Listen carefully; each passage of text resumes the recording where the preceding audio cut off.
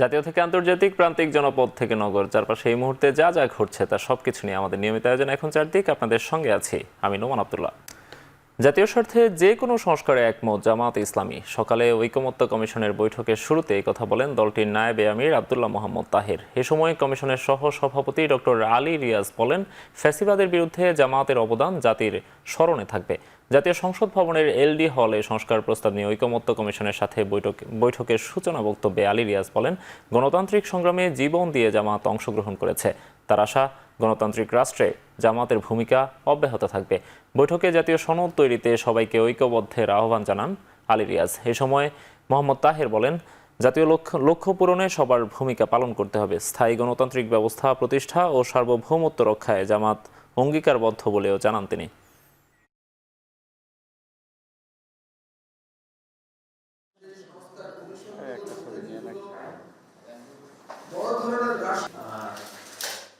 যেখানে যেখানে আমাদের নতুন কিছু সংযোজনের প্রয়োজন আছে, কিছু বিয়োজনের প্রয়োজন আছে, কল্যাণের জন্য যেটা প্রয়োজন, বাংলাদেশ জামাত ইসলামী সেই কাজে, সেই পরিবর্তনে, সেই সংস্কারে পরিপূর্ণভাবে ঐকমত্য পোষণ করে।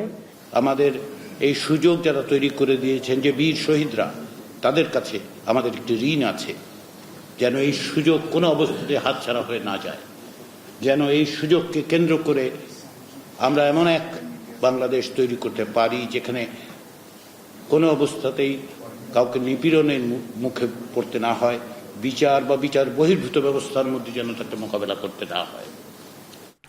জুলাই গণ অভ্যুত্থানের মাধ্যমে অত্যাচারী শাসক ও স্বৈরাচারের পতন হয়েছে। এখন দেশের জন্য নতুন প্রজন্মকে ভাবতে হবে বলে জানিয়েছেন আইন উপদেষ্টা ডক্টর আসিফ নজরুল। সকালে চীন মৈত্রী প্রদর্শনী কেন্দ্রে দ্য ডেইলি স্টার HSBC আয়োজিত 24তম ও এবং এ লেভেল অ্যাওয়ার্ড অনুষ্ঠানে আসিফ নজরুল বলেন, শুধু নিজের জন্য নয়, দেশের জন্য ভাবতে হবে জুলাই যোদ্ধাদের মতো।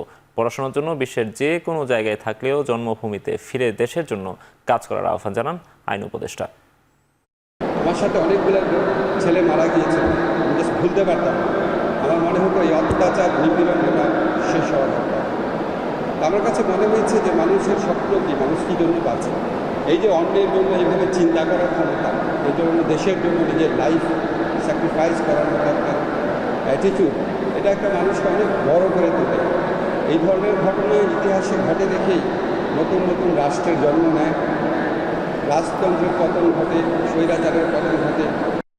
রাঙামাটির কাউখালীতে পিকআপ ভ্যানের চাপায় CNG চালিত অটোরিকশার 5 যাত্রী নিহত হয়েছেন। সকালে উপজেলা চেয়ারম্যান পাড়া এলাকায় এই দুর্ঘটনা ঘটে। বিস্তারিত জানাতে বেতবুনিয়া পুলিশ ফাঁড়ি থেকে যুক্ত হচ্ছেন সহকর্মী হোসেন জিয়াদ। জিয়াদ, কিভাবে এই দুর্ঘটনা ঘটে বিস্তারিত জানাবেন আমাদের। নোমান, সকাল 10টার কিছু পরে দুর্ঘটনাটি ঘটে। চট্টগ্রাম রাঙ্গামাটির যেই সড়কটি রয়েছে সেই সড়কের বেতবুনিয়ার কাছাকাছি একটি এলাকা, সেখানে দুর্ঘটনাটি ঘটেছে। একটি পিকআপ ভ্যান, মাল পণ্য বোঝাই একটি পিকআপ ভ্যানের সাথে CNG দুর্ঘটনাটি ঘটে এবং ভয়াবহ মর্মান্তিক দুর্ঘটনা বলা যায়। মূলত রাঙ্গামাটি এবং চট্টগ্রামের যে সড়ক সেটি 2 লেনের একটি সড়ক এবং জেলা সড়ক খুব একটা প্রশস্ত নয় এবং খুব ঝুঁকিপূর্ণ বেশ কিছু বাঁক রয়েছে। এর একটি বাঁকের কাছাকাছি অঞ্চলেই মূলত এই দুর্ঘটনাটি ঘটেছে এবং এখনও পর্যন্ত 5 জনের মৃত্যুর খবর নিশ্চিত করেছেন এখানকার পুলিশ কর্মকর্তারা। এর মধ্যে 3 জনের মরদেহ আমরা এখন যেখানে আছি বেতবুনিয়া পুলিশ ফাঁড়ি, সেখানে রাখা হয়েছে। একজন JK মেমোরিয়াল হাসপাতালে এবং চালক তিনি চট্টগ্রাম মেডিকেল কলেজ হাসপাতালে, তার মরদেহ রয়েছে। CNGটি দেখতে পাচ্ছেন একেবারে দুমড়ে মুচড়ে গিয়েছে CNG ঘটনাস্থলে এবং পিকআপ যেটি ছিল যেই পণ্য বোঝাই পিকআপ, পুলিশ বলছে যে সেই পিকআপের দোষেই এখনো পর্যন্ত তিনি বেশি দেখছেন এবং পিকআপ চালক এখনো পর্যন্ত পলাতক আছে। এর মধ্যে নিহতদের মধ্যে সবাই স্থানীয়, তারা মূলত রাউজানের দিকে যাচ্ছিলেন রাঙ্গামাটি থেকে। আমরা বেশ কিছু সবজি দেখতে পাচ্ছি এখানে এবং তারা বলছিলেন যে আজকে একটি বাজার বার ছিল, সেই বাজারে তারা মূলত সবজি বেচাকেনা করতেই মূলত আসছিলেন এবং রাঙ্গামাটির দিক থেকে তারা রাউজানের দিকে যাচ্ছিলেন। এবং বেতবুনিয়া এখন যে পুলিশ ফাঁড়ি, অসংখ্য মানুষ, এখানকার স্থানীয় মানুষ, তাদের স্বজনরা আসলে এই দুর্ঘটনার খবর শুনে এখানে এসেছেন। আমরা সেই পিকআপটি দেখতে পাচ্ছি যেটি দুর্ঘটনা ঘটিয়েছে, সেই পিকআপটি, এবং অসংখ্য মানুষ আমরা দেখছি যে বেতবুনিয়া পুলিশ ফাঁড়িতে তারা হাত লাগিয়েছেন। এই মরদেহগুলো যাদের স্বজনরা রয়েছেন তারা সুরতহাল হয়েছে এখানে, এবং সুরতহালের পরপরই এই মরদেহগুলো চট্টগ্রাম মেডিকেল কলেজ হাসপাতালে পাঠানো হবে বলছেন। এবং এখানে আমরা যতটুকু জেনেছি যে 2 জন মহিলা নিহতদের মধ্যে, বাকি 3 জন পুরুষ এবং সবাই স্থানীয়। পুলিশ বলছে যে আইনানুগ ব্যবস্থা তারা নেয়ার চেষ্টা করছেন, এবং মূলত প্রথম দিকে তারা যে মরদেহ, সেই মরদেহগুলো হস্তান্তর করা, এর পাশাপাশি মূলত পিকআপ যে চালক, সেই পিকআপ চালককে ধরার তারা চেষ্টা করছেন। নোমান। তীব্র গরমে হাঁসফাঁস সারা দেশ। গরমে দীর্ঘক্ষণ বাইরে থাকা বা কাজ করা কঠিন হয়ে পড়েছে। বিপাকে শ্রমজীবীরা। রাজশাহী বিভাগ, দিনাজপুর, চুয়াডাঙ্গা সহ দেশের 11 জেলার উপর দিয়ে বয়ে যাচ্ছে মৃদু থেকে মাঝারি তাপপ্রবাহ, যা আরও অন্তত 3 দিন অব্যাহত থাকতে পারে বলে জানিয়েছে আবহাওয়া অফিস। আজ সর্বোচ্চ তাপমাত্রা রাজশাহীতে 39 ডিগ্রি সেলসিয়াস। বাতাসে আর্দ্রতা কমে যাওয়ায় অতিরিক্ত পানি পানের পরামর্শ দিচ্ছেন চিকিৎসকরা। তবে ময়মনসিংহ ও সিলেটের কিছু জায়গায় দমকা হাওয়া, বজ্রসহ বৃষ্টির সম্ভাবনা রয়েছে। এছাড়া ঢাকা সহ দেশের কয়েকটি জেলায় অস্থায়ীভাবে আংশিক মেঘলা আকাশসহ আবহাওয়া শুষ্ক থাকতে পারে। রোববার থেকে সারা দেশে দিনের তাপমাত্রা 2 থেকে 3 ডিগ্রি সেলসিয়াস পর্যন্ত কমতে পারে।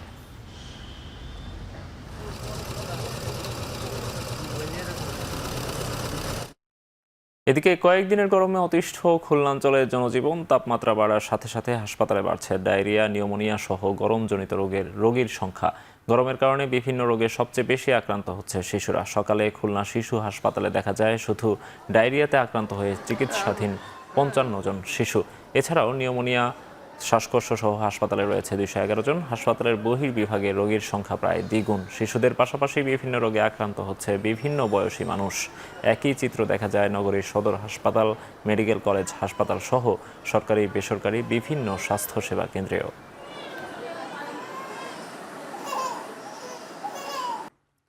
স্কুল, কলেজ, বিশ্ববিদ্যালয়ে নারীর প্রতি সহিংসতা কমাতে মন্ত্রণালয়ের পক্ষ থেকে বিশেষ কমিটি গঠন করার জন্য শিক্ষা উপদেষ্টার প্রতি অনুরোধ জানিয়েছেন সমাজ কল্যাণ উপদেষ্টা। এ সময় শিক্ষার্থীদের উন্নত ভবিষ্যৎ গড়ে তোলার মতো শিক্ষা ব্যবস্থা তৈরির কথা জানান উপদেষ্টা CR আবরার।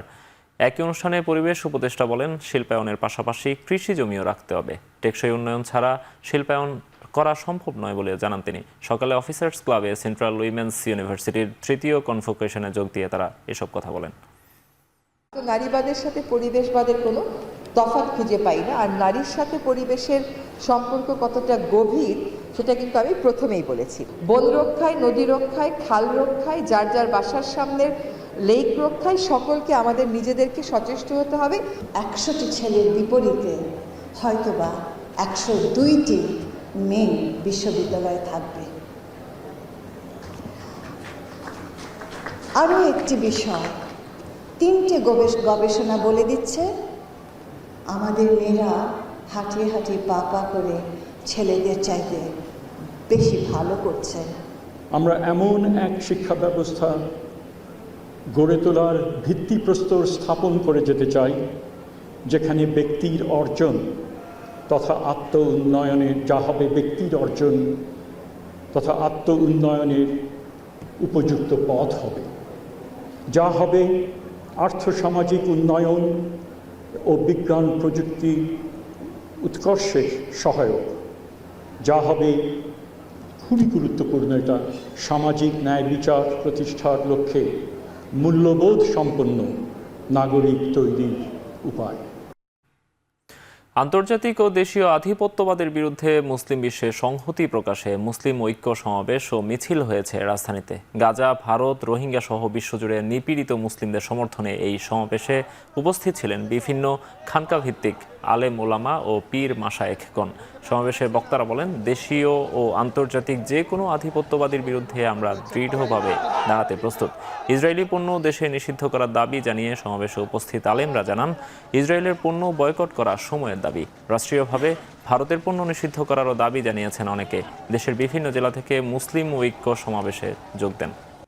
বিচার প্রার্থীদের কল্যাণে চট্টগ্রাম আদালতে হাইকোর্ট বেঞ্চ স্থাপনের দাবিতে মতবিনিময় সভা করেছেন আইনজীবীরা। সকালে চট্টগ্রাম প্রেস ক্লাবে এই মতবিনিময় সভায় বন্দরনগরীতে হাইকোর্টের বেঞ্চ স্থাপনের গুরুত্ব তুলে ধরেন আইনজীবী নেতা, সাংবাদিক সহ নানা শ্রেণী পেশার মানুষ।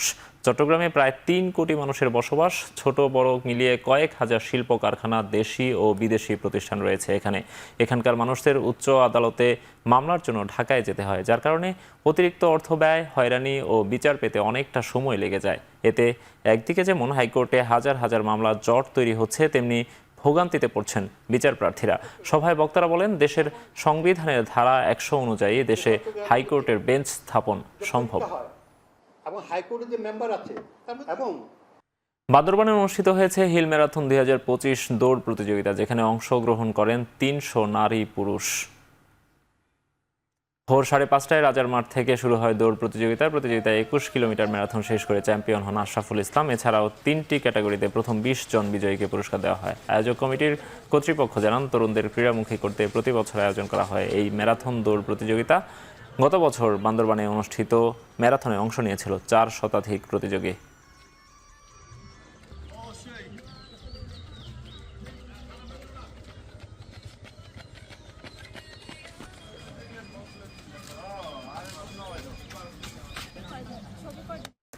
গাজীপুরের শ্রীপুরে বন বিভাগের জায়গা দখল করে গড়ে তোলা অবৈধ স্থাপনা উচ্ছেদে অভিযান পরিচালনা করছে বন বিভাগ। উপজেলা প্রশাসনের নেতৃত্বে অভিযানে অংশ নিয়েছে সেনাবাহিনী, বিজিবি, র্যাব ও পুলিশের শতাধিক সদস্য। শনিবার সকাল ৮টা থেকে উপজেলার তালতলী গ্রামে উচ্ছেদ অভিযান শুরু হয়। দুপুর পর্যন্ত ৩০টির অধিক বসতবাড়ি ও স্থাপনা ভেঙে গুড়িয়ে দেওয়া হয়েছে। শ্রীপুর উপজেলার নির্বাহী কর্মকর্তা জানান, ৫ই আগস্টের পর আইনশৃঙ্খলা পরিস্থিতির অবনতির সুযোগে তালতলী গ্রামে বনের রেকর্ডভুক্ত জমিতে শতাধিক অবৈধ স্থাপনা গড়ে তোলেন স্থানীয় বাসিন্দারা। বনের জমি থেকে স্থাপনা সরিয়ে নেওয়ার নোটিশ দেওয়ার পরেও তাদের টনক নড়েনি, যে কারণে যৌথ বাহিনীর সহযোগিতায় উচ্ছেদ অভিযান পরিচালনা করা হচ্ছে। পর্যায়ক্রমে সকল অবৈধ দখলদারদের বনের জমি থেকে উচ্ছেদ করা হবে বলেও জানান তিনি।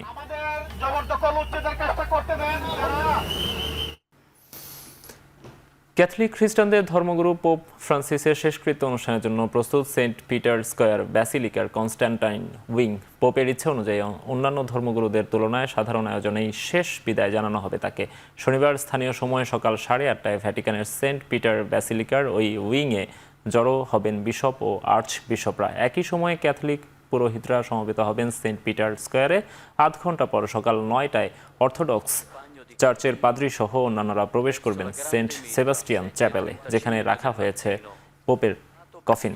এরপর পোপের কফিন নিয়ে যাত্রা শুরু হবে শোক যাত্রা।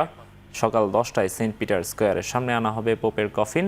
পোপের শেষকৃত্য অনুষ্ঠানে যোগ দিচ্ছেন জাতিসংঘ মহাসচিব অ্যান্তনিও গুতেরেস, মার্কিন প্রেসিডেন্ট ডোনাল্ড ট্রাম্প, ব্রিটিশ যুবরাজ উইলিয়াম, যুক্তরাজ্যের প্রধানমন্ত্রী কিয়ার স্টারমার, ইউক্রেনের প্রেসিডেন্ট ভলোদিমির জেলেনস্কি, ইতালির প্রধানমন্ত্রী জর্জিয়া মেলানি, ফ্রান্সের প্রেসিডেন্ট ইমানুয়েল ম্যাক্রো, বাংলাদেশের অন্তর্বর্তী সরকার প্রধান ডক্টর ইউনুস সহ বিশ্বের অন্তত 50টি দেশের সরকার ও রাষ্ট্রপ্রধান।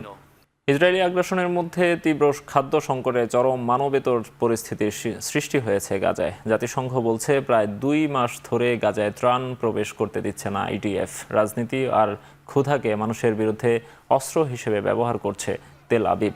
জাতিসংঘের বিশ্ব খাদ্য কর্মসূচি বলছে, গাজায় খাবার শেষ হওয়ার পথে, অথচ 1,16,000 টন ত্রাণবাহী ট্রাক করিডোরগুলোতে অপেক্ষায় রয়েছে গাজায় প্রবেশের। এমন অবস্থায় গাজা শহরে নতুন করে আগ্রাসন বাড়িয়েছে ইসরায়েলি প্রতিরক্ষা বাহিনী। এমন অবস্থায় নিউ ইয়র্ক টাইমসের প্রতিবেদন বলছে, হামাসের নেতাদের হত্যায় ইসরায়েলি সেনাবাহিনী ব্যবহার করছে আর্টিফিশিয়াল ইন্টেলিজেন্স। শুক্রবার ইসরায়েলি হামলায় গাজায় নতুন করে প্রাণ গেছে আরও 84 ফিলিস্তিনির।